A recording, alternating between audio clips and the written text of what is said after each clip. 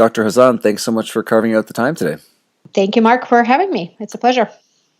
Terrific. Well, maybe we can start off our conversation here today with you telling us a little bit more about how you got interested in this field and the impetus for the book.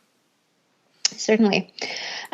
When I was in graduate school, I was training to be a clinical psychologist, and I was particularly interested in health psychology. So I worked a lot with people with various psychophysiological disorders. So disorders where there is a psychological and a physiological component. So disorders such as anxiety, high blood pressure, chronic pain, headaches, things like that. And during my training, I discovered biofeedback, which turned out to be incredibly successful for people with these psychophysiological disorders for whom traditional psychotherapy and medical interventions were not successful. Using biofeedback, people had a tremendous success in reducing the headaches, reducing anxiety, reducing blood pressure in situations where medication and traditional therapies just didn't do it. But there were also times when my patients would get stuck with the biofeedback and not be able to make progress. This usually happened if they were trying really hard to make changes that weren't actually possible. So changing, for example, changing the way they feel or the way they think, or changing the situation right in this moment where they just simply didn't have control. Right. So this was really hard to work with until I discovered mindfulness. And one of my mentors introduced me to mindfulness, and I realized that we actually don't need to control how we think or how we feel. And this was such a freeing experience because, I tried to help my patients to change how they feel or how they think, and they couldn't do it and I couldn't do it. And it was hard work and it was frustrating and it didn't work. Right. So this idea that I don't actually need to help them change thoughts and feelings was incredibly liberating and helped my patients and me make a lot of progress. So this changed the way I work and this changed the way my personal life went. So instead of trying to change what we're thinking and feeling, instead we're now focusing on things that are actually under our control, which is the way we respond to our thoughts and feelings. It's fascinating. With complex conditions like that, obviously so multifactorial and having these additional tools to be able to really get to the root of what's going on is incredible. And of course, all of your research in the area. So perhaps you can tell listeners, most of them are going to be familiar with the term biofeedback, but to get everyone on the same page, can you tell us what biofeedback is and perhaps importantly, what it is not? Yes, absolutely. So the short way to define biofeedback is a way for us to develop greater awareness and ability to influence our physiological and mental functions by using signals from our own bodies. Now, we do this by using instruments that measure these physiological functions. So, for example, your heart rate, your breathing, your muscle tension, and then having this information be put through the computer and then fed back to you in order to make helpful changes. So these are two important components. There has to be information that's being recorded from your body, and that information is then being fed back to you for the purposes of making the kind of changes you'd like to make. So biofeedback cannot work without having some sort of instrument. So just listening to a recorded meditation, for example, is not biofeedback. And even using a pacing app for your breathing on your phone or your tablet is also not biofeedback. While it is making physiological changes, that app doesn't actually know anything about what's going on with you, right? So you need to have both the ability to measure physiology and physiological functioning and the ability to see what's happening in order to make a change. Terrific. And there's obviously a strong synergy between biofeedback and mindfulness. And in the book, you share the parable of Lut to highlight this connection. Can you share that story with listeners? Absolutely. I'd love to. In my work of combining biofeedback and mindfulness, I did run into some skepticism and some questions of how do biofeedback and mindfulness work together? And the parable of the Lut is a beautiful story that describes exactly how that happens. So this parable tells a story of Sona, who is a son of a rich businessman in ancient India, who became a monk. And Sona wanted to achieve enlightenment. He meditated daily. He let go of his possessions. He really dedicated himself to this idea of achieving enlightenment. And he worked really hard at it. But despite his diligence and despite his persistence, he was frustrated. He couldn't figure out how to become enlightened. So he sought out Buddha and asked him why he wasn't so successful in his practice. And Buddha, knowing that Sona is actually a skilled lute player, asked Sona, are you not a skilled player of the lute? And Sona answered yes. And Buddha then asked Sona, when you play the lute and its strings are too tight, can you play the lute easily and can you play it well?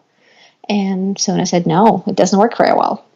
So then the Buddha went on, but when the strings of the lute are too loose, and can you play the lute easily and tunefully? And again, Sona said, no, it doesn't work very well. Then Buddha asked again, but when the strings of the lute are adjusted just right, not too tight, not too loose, how does the lute sound then? And Sona said, yes, that's when I can play it really well. So then Buddha went on to say, Sona, just like the strings of the lute, if you strain too hard or try to achieve your goals by force, you will fail. But if you don't try at all, you will fail too. So the answer is to find the balance between having a sense of purpose and moving towards it and exploring the moment the way it is. So the biofeedback and mindfulness work together in this exact way, providing us with the middle way, finding the balance between goal-directed action, which is biofeedback, and letting go, which is mindfulness, like tuning the strings of a lute. Not too tight, not too loose. Yeah, it's such a great story because it's easy for folks to really appreciate that and musical element of tuning and feeling like they're out of tune and having potential strategies to be able to increase resilience and be able to more easily cope with all the different stressors and demands in their life. And of course, in the book, you talk about how biofeedback enhances mindfulness, and how on the flip side, mindfulness also enhances biofeedback. Can you talk a little bit about that? Absolutely. Let me start with talking about how mindfulness enhances biofeedback. That was my first introduction to combining the two. I find that mindfulness brings biofeedback to its full effectiveness. When people get stuck with their efforts to get control of things that they're not under their control, or trying really hard, or being afraid of failure, mindfulness allows us to take that step back and let go of that helpful struggle. And then one of the most important skills in biofeedback is to allow these changes to happen instead of trying to force them to happen. And mindfulness allows you to do just that. It allows you to make these mindful changes. Again, you're coming back to that parable of the lute, not too tight, not too loose. You're not trying hard, you're not trying too hard, but you're also not just letting things be how they are. So you're making changes, but you're making them in a mindful way. Then mindfulness also allows us to become more aware of what's going on with our body, which is so important in biofeedback. Mindfulness skills allow us to regulate our emotions better, allow us to work with things that often get in the way of biofeedback success. So things like automatic reactions to the present moment, attempts to control the situation that's not under control, and then, of course, judgment of ourselves if we don't quite achieve our goals. So mindfulness allows us to let go of all of that and focus on making the kind of changes that are under our control and the kind of changes that we'd like to make. And then on the other hand, biofeedback also enhances mindfulness. One of the biggest ways is biofeedback allows us to be mindful of things that people might fundamentally be resistant to be mindful of. So, for example, if someone has panic attacks or very severe pain, right? Telling them, well, just be mindful of that experience will often produce a response of no way. I'm No, not thanks. doing that. Exactly. So with biofeedback training, we teach people how to decrease the intensity of that suffering without a struggle, but decrease the intensity to the degree that they're now able and willing to be mindful of it and to accept it the way it is. We train people in self-regulation, which then reduces intensity of suffering without a struggle.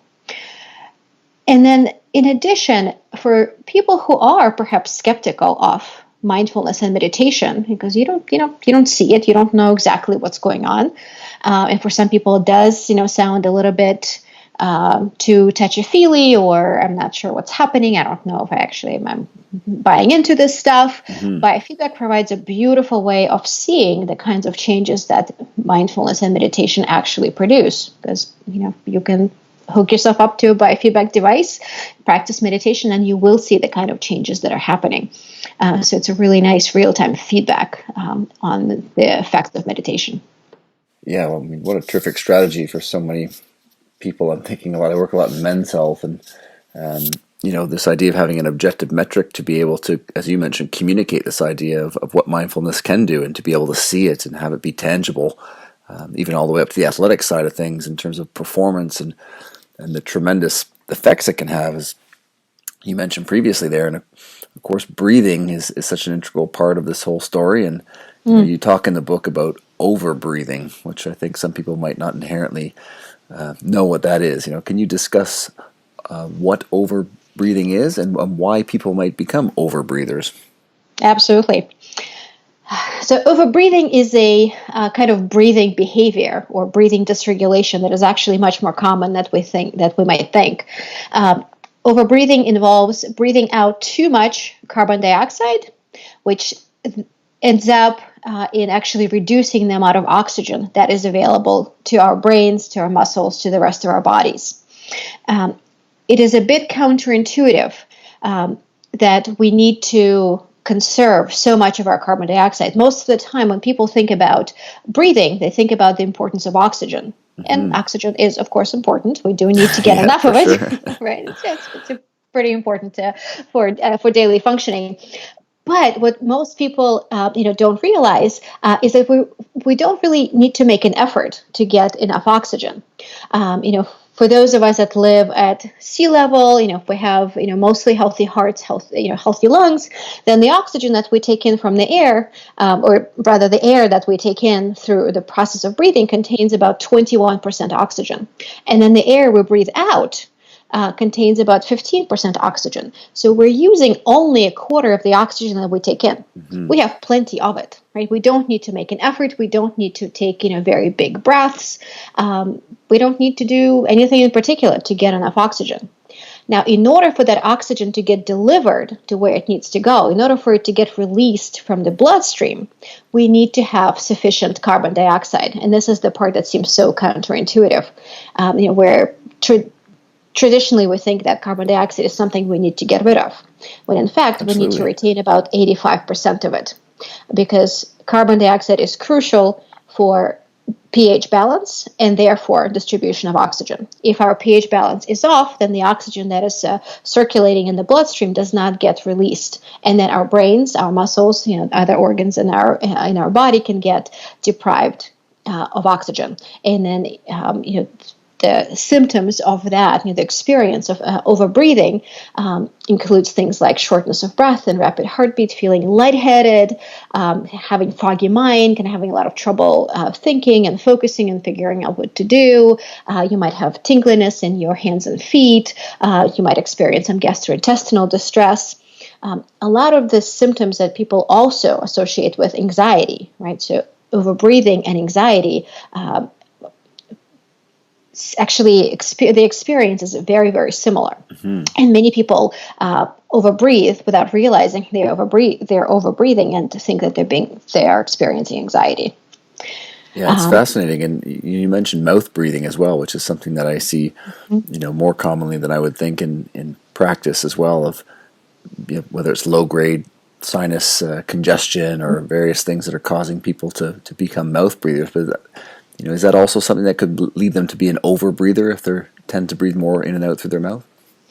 Yes, but particularly through an open mouth. If people are breathing out through pursed lips, that is usually okay. But breathing out through an open mouth, like if you're feeling really congested, that's very likely to lead to overbreathing.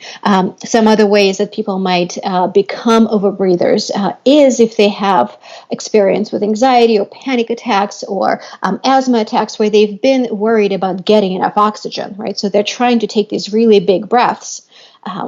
Which of course they don't really need, as I just mentioned, but because they're taking in so much air in, they breathe out a lot of air as well, and in the process breathe out too much carbon dioxide, interfering with the ability to distribute the oxygen that they do have. That's another very common way for people to become overbreathers. People who experience a lot of stress. Oftentimes, the body just becomes accustomed to functioning in this fight or flight mode, right?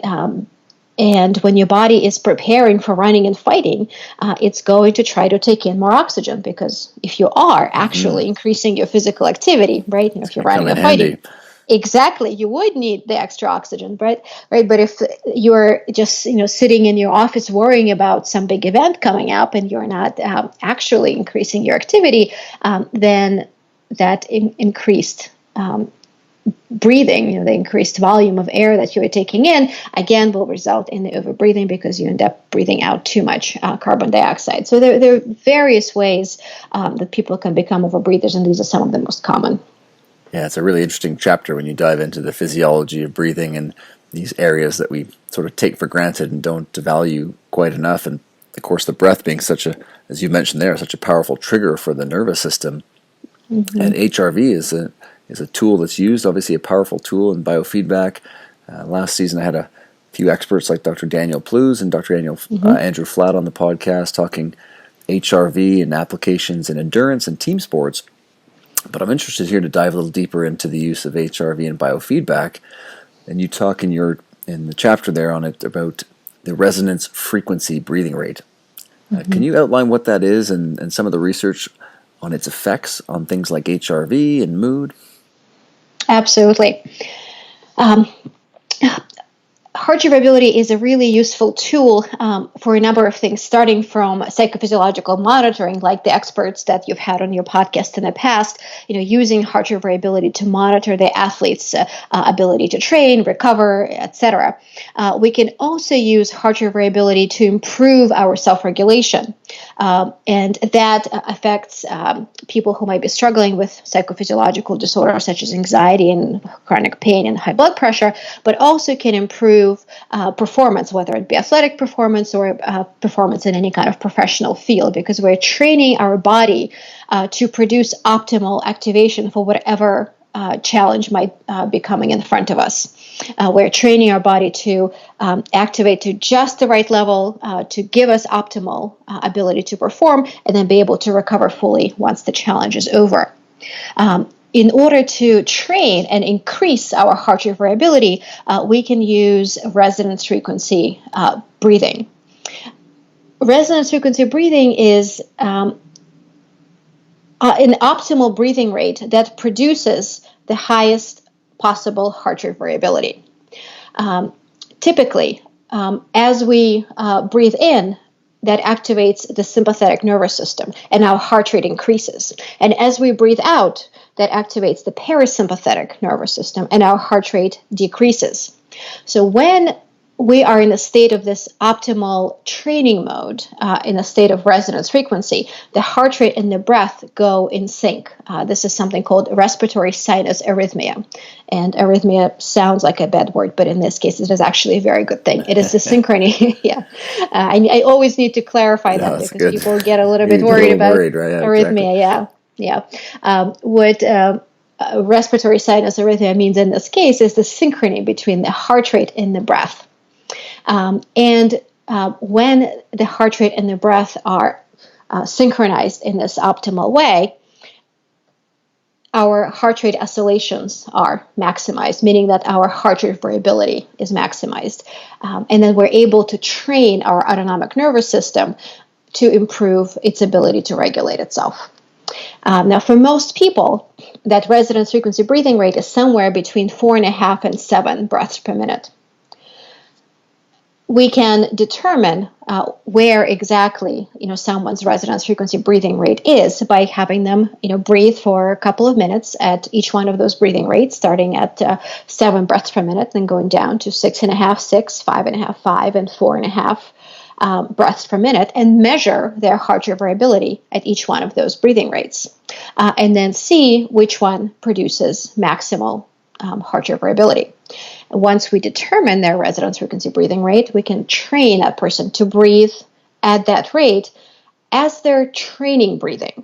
Right? So this is a really important point. We're not expecting people to breathe at this very slow breathing rate all the time. Mm-hmm. That's not possible and not necessary. You can think of it as a workout for your autonomic nervous system. So the same way that you might go to the gym and do strength training, say 3 or 4 times a week, you don't need to keep your dumbbells or kettlebells on you at all times in order to maintain the progress you've made, right? As long as you keep coming back to the gym and doing your workout, you will continue making progress and maintain the gains you've made. The same thing happens with heart rate variability training. When you do your 20-minute a day resonance frequency breathing rate practice, your heart rate variability increases, your ability to self-regulate increases, and then that ability stays with you, and you continue improving for as long as you continue the regular practice. Yeah, such a great tool to be able to provide that feedback and be able to find that resonance frequency breathing rate.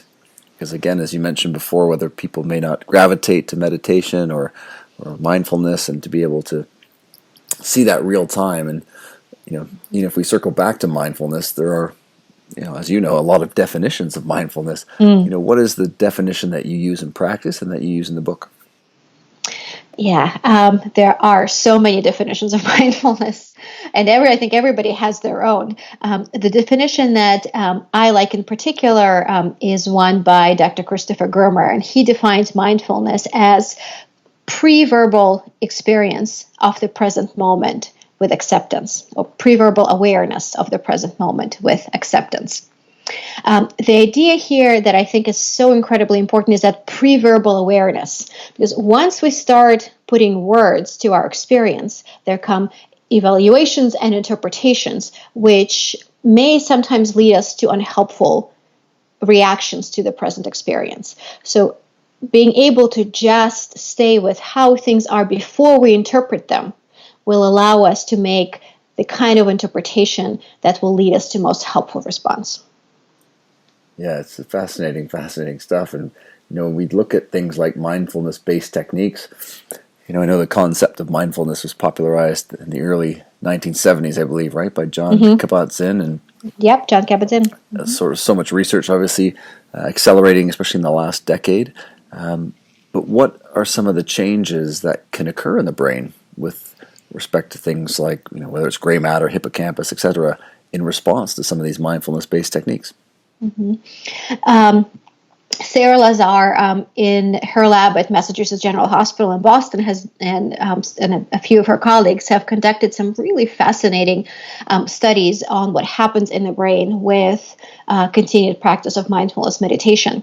So what they showed is that after as little as 8 weeks of mindfulness practice, fairly intense, about 30 minutes a day for 8 weeks, our brains experience both structural and functional changes. So until fairly recently, we thought that our brains kind of stayed the way they were, and we couldn't produce new neurons, like we couldn't increase our brain matter. But we actually, as it turns out, we actually can. This is a concept of neuroplasticity. Mm-hmm. Yeah, it is really cool. And meditation is one of the ways in which we can produce these kinds of changes in the brain. So, for example, after about 8 weeks of mindfulness meditation training, the hippocampus, which is the part of the brain that's responsible for learning, memory, and emotion regulation, becomes both larger. So the gray matter in the hippocampus actually increases. So you're growing new neurons, and the hippocampus becomes more active. Another example is the right insula, which is the part of the brain that's responsible for things like body awareness, empathy, perspective taking, also becomes larger and more active.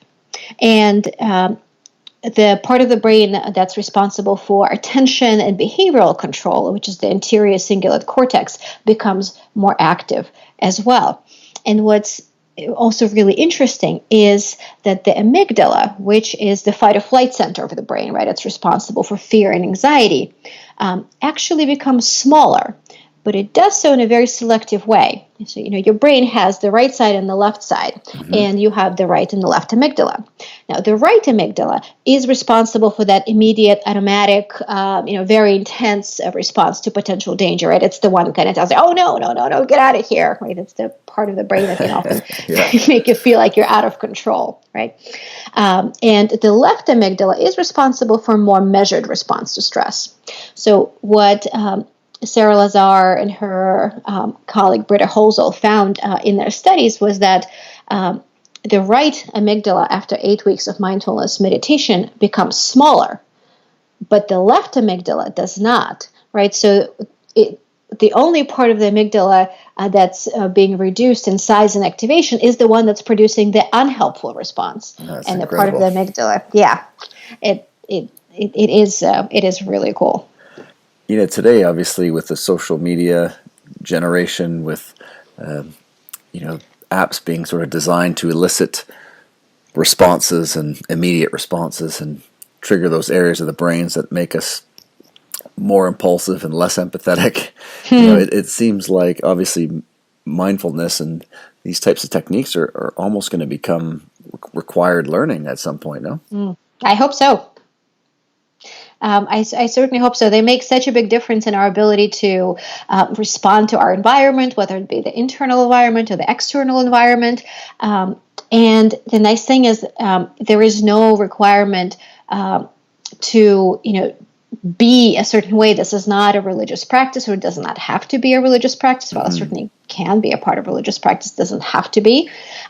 This is just another learning tool, which I think is as essential as math and reading and writing, because it helps us navigate in our environment in the best possible way.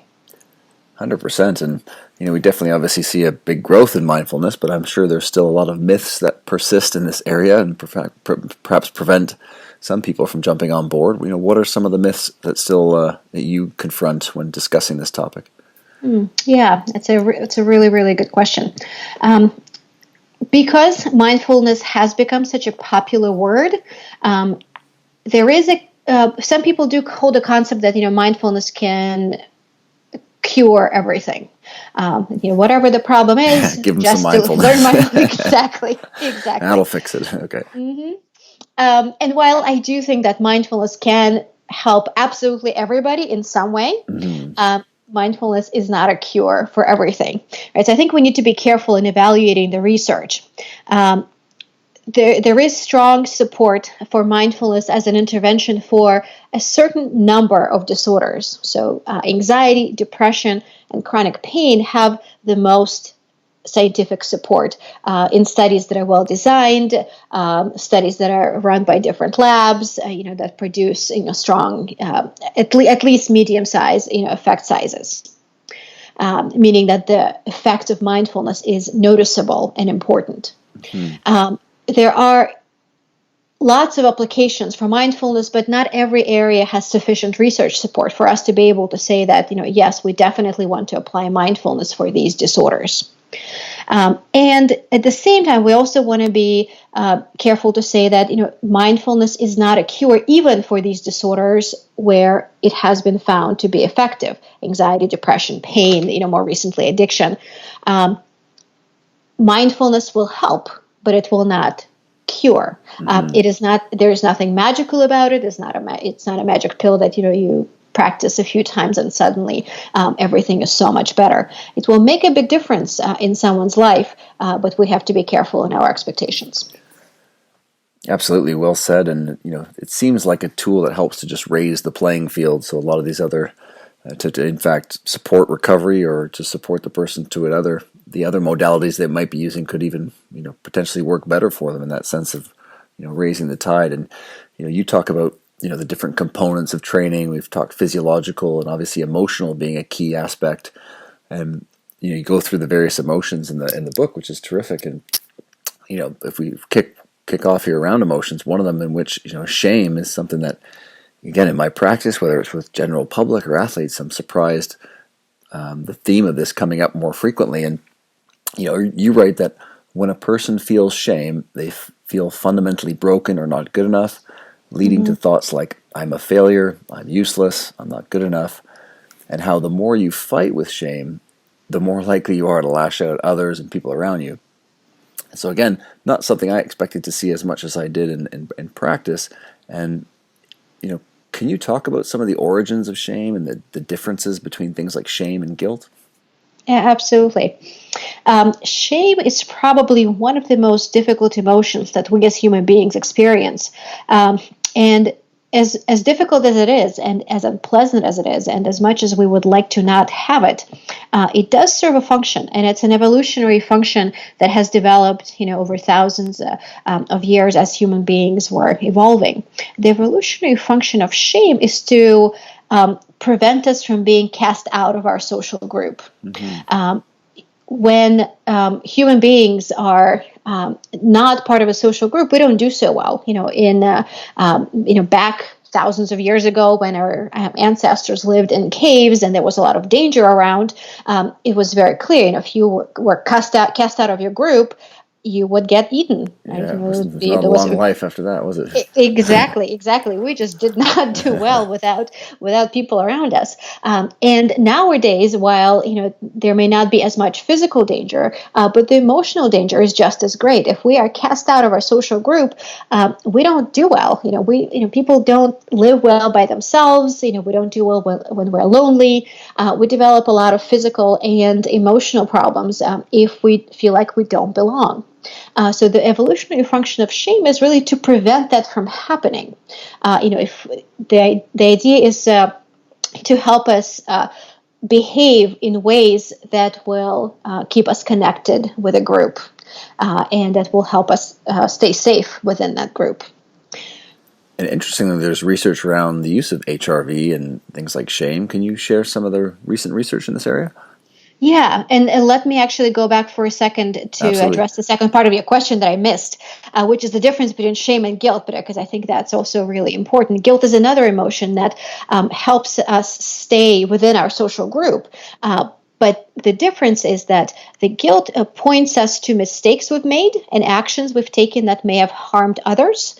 So guilt is very adaptive in that way because it helps us take responsibility and make amends for things that we've done wrong. Shame, on the other hand, points us to the parts of us that are fundamentally bad. And this is what's so hard about shame, because it just kind of eats away at you, making you feel that, you as a person is not good enough, right? So Brené Brown, who's written so much on shame, talks about guilt as being, I made a mistake, and shame as I am a mistake. Wow. And I think that's a really beautiful, eloquent description between guilt and shame. And this is exactly what makes shame so hard to experience, because it's as if we are just one big giant mistake, right? So this is where heart rate variability biofeedback can become so important, because it can actually help us cope with the intense feelings of shame that are so hard to experience, and that may often make us do things like lash out at other people in anger, or lash out at ourselves in anger. Really anything to make the feelings of shame stop. So, you asked me about the research in heart rate variability and shame. There is not as much out there as I'd like to see, but there are a few recent studies that show that heart rate variability is lower in people who are experiencing shame. And a recent study actually showed that people who are experiencing shame have bigger drop in their heart rate variability than when they're experiencing anxiety. Right? So it's not just any so-called negative emotion that will impact our heart rate variability, but shame in particular has the biggest effect, right? So this means that shame in particular has the greatest detriment to our ability to self-regulate, has the greatest detriment to our ability to be resilient and adaptable to whatever is going on in our lives, which also means that this is also where heart rate variability biofeedback can be so incredibly helpful. If we train our ability to self-regulate, if we improve our ability to be resilient in the face of strong emotions like shame, then we will improve our ability to function on a daily basis and improve our ability to be part of a group, which is what the emotion of shame is designed to do, but sometimes goes awry and actually prevents us from being part of a group. You touch on other emotions as well in the book, which is terrific. Things like anxiety and fear. Rates of anxiety are obviously increasing in the general population. Mm-hmm. There are a lot of myths out there about anxiety, similar to some of the themes we've touched on before, about how, anxiety is the enemy. You shouldn't be afraid, but rather brave in the face of fear. There's a lot of the stories that are passed on. And, mm-hmm. Could you give us, again, a little bit of an evolutionary background on the value of fear and where this response really is occurring in the brain? Certainly. So the fear is generated by the part of our brain called the amygdala that I mentioned a little while ago. It's part of the limbic system. It's part of our so-called reptilian brain, meaning that it's part of the evolutionarily speaking, old part of the brain. It's the part of the brain we share with lots of other animals, including reptiles. So it's the same part of the brain that will help a snake that's kind of sunning itself on the rock and suddenly notices shadow overhead. Get out, get off the rock and hide under the rock. Mm-hmm. And then figure out, was that shadow a hawk coming to eat me, or was it just a cloud passing overhead? That the amygdala in the snake works the same way as it works in the human brain. When amygdala perceives sign of danger, it basically tells us, run, get out of here, save yourself, stay safe.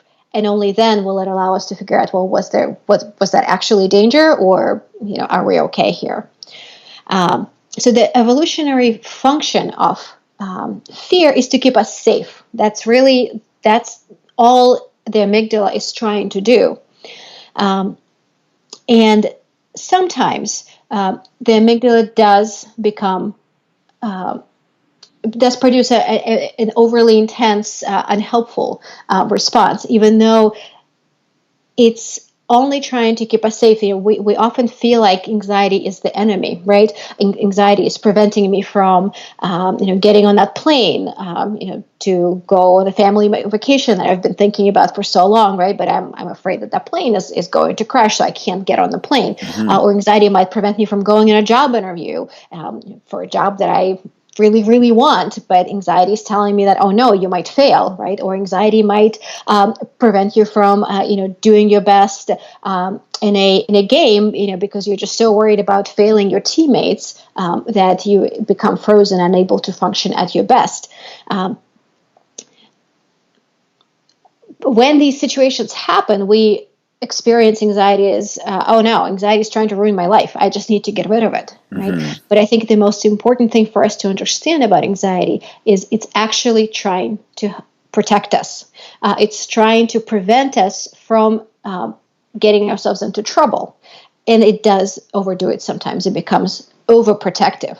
But its function is always a positive one. The function of anxiety is never to ruin our lives. So when we learn to experience anxiety as something that is perhaps misguided but friendly, we're able to stop fighting with it. We're able to stop struggling with it, and then we can actually find ways to respond to anxiety in a way that's helpful.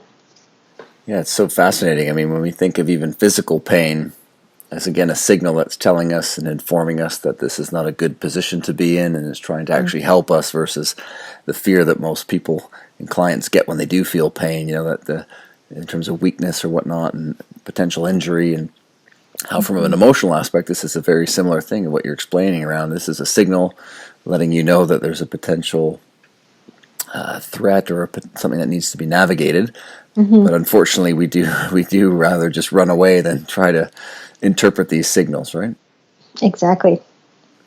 And of course, you talk about trying to recognize, obviously, the value of anxiety, as you just mentioned, and you outline different types of anxiety responses. Could you share an example or two? Certainly. So sometimes anxiety just points us to something that's very practical. Let's say, you have a big exam the next day, and you just don't feel very prepared, and you're feeling very anxious about it, right? So this is a very practical kind of anxiety that tells you, well, go sit down and study some more, right? Anxiety sometimes is about safety, right? And you find ourselves in a dark alley at 3 a.m. in an unfamiliar place. We're going to be anxious, and rightfully so. And that in that situation, we really need to get ourselves out of that situation and get ourselves to safety, right? And then there are times when anxiety is pointing towards something that may not be addressable in a practical way. Let's say you have that big match the next day, and you're feeling ready. You've been training, and your team has been performing really well. But then you find yourself going, oh no, what if I screw up? What if I let everybody down? And there's nothing you can really do about it, right? There is no, you don't go out and train at that moment. That's not going to help. There's nothing that really needs to be done. And this is the kind of anxiety that we're the most likely to get stuck in. It is the kind of anxiety that is pointing us towards what's important, right? It's pointing us towards, we just really want to do well.